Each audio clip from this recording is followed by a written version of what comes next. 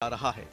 अमेरिकी राष्ट्रपति ट्रंप ने चेतावनी दी है कि अगर भारत ने रूस से कच्चा तेल खरीदना बंद नहीं किया तो फिर टैरिफ में और इजाफा किया जा सकता है। इस बीच GTRI ने सरकार को सुझाव दिया है कि अगर ट्रेड के बड़े झटके से बचना है तो अब असमंजस खत्म करने का वक्त आ गया है।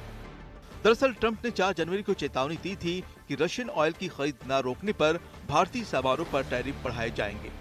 अमेरिका पहले से ही भारतीय निर्यात पर 50% टैरिफ लगा रहा है।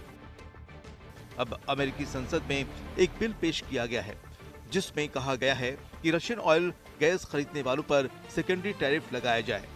इसके मुताबिक अगर 50 दिनों में रूस यूक्रेन सीज़फायर लागू नहीं हुआ तो ये बढ़े हुए टैरिफ लगाए जाएंगे। हालांकि अक्टूबर में रूस पर लगे प्रतिबंधों के बाद रिलायंस, IOCL जैसे रिफाइनर्स ने रोसनेफ्ट लुकोइल से क्रूड ऑयल खरीद रोक दी थी, लेकिन इसके बावजूद इंपोर्ट्स नहीं रुके और नवंबर तक Russian crude imports 1.7 million barrel प्रतिदिन के साथ कुल तेल आयात का 35% थे, जबकि टैरिफ के असर से मई से नवंबर में अमेरिका को एक्सपोर्ट्स 20.7% कम हो गए। ऐसे में GTRI का सुझाव है कि भारत को रूस से कच्चे तेल के आयात पर साफ स्टैंड लेकर नॉन सैंक्शन सप्लायर से लेना चाहिए और इसका डेटा दिखाना चाहिए। अगर सैंक्शन वाले देशों से लेना है तो ये भी डंके की चोट पर बताना चाहिए। GTRI ने यूरोप, जापान, कोरिया की मिसाल देते हुए कहा है कि इनके रूसी क्रूड ऑयल का आयात घटाने से टेंशन कम हो गई है।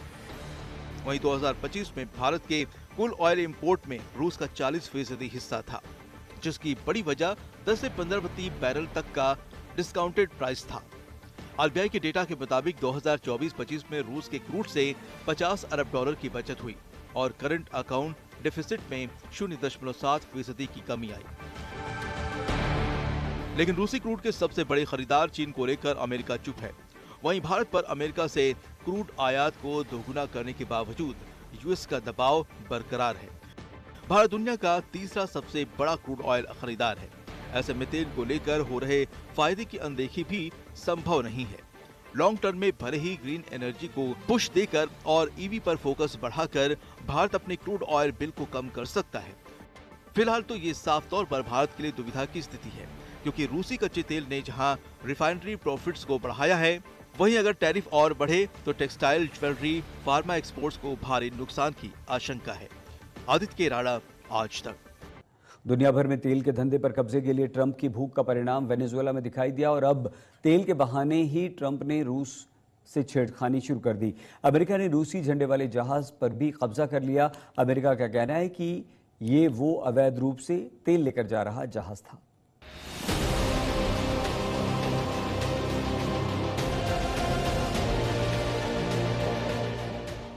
ये तस्वीर बिल्कुल फिल्मी लगती है। समंदर में तैरता जहाज, उसके ऊपर मंडराता हेलीकॉप्टर, हेलीकॉप्टर से रस्सियों के सहारे उतरते सैनिक और फिर जहाज को अपने कब्जे में लेते सैनिक। ये समंदर में अमेरिकी दादागिरी की तस्वीर है। जो जहाज नजर आ रहा है वो पनामा का सुपर टैंकर M सोफिया है और हेलीकॉप्टर से जो जवान उतरते दिख रहे हैं वो अमेरिकी कोस्ट गार्ड हैं।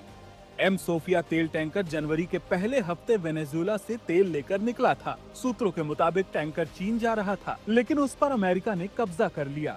24 घंटे के भीतर कल समंदर में अमेरिका की ये दूसरी कार्रवाई थी, जिसमें वेनेजुएला से तेल लेकर जा रहे टैंकर पर अमेरिकी कोस्ट गार्ड ने कब्जा किया। इससे पहले रूसी झंडे वाले टैंकर मैरिनेरा पर अमेरिका ने कब्जा किया था। अमेरिकी नौसेना इस जहाज पर 2 हफ्ते से ज्यादा समय से नजर बनाए हुए थी। बताया जाता है कि इसकी भनक लगने पर रूस ने जहाज की सुरक्षा के लिए जब नौसेना को तैनात करने की कोशिश की थी, लेकिन इससे पहले ही अमेरिका ने तेल टैंकर को अपने कब्जे में ले लिया। जब अमेरिकी तटरक्षक बल ने रूसी टैंकर पर कब्जा किया, तब उस जहाज के आसपास कोई अन्य रूसी जहाज मौजूद नहीं था। इस ऑपरेशन में ब्रिटेन ने अमेरिका का पूरा साथ दिया। Today, the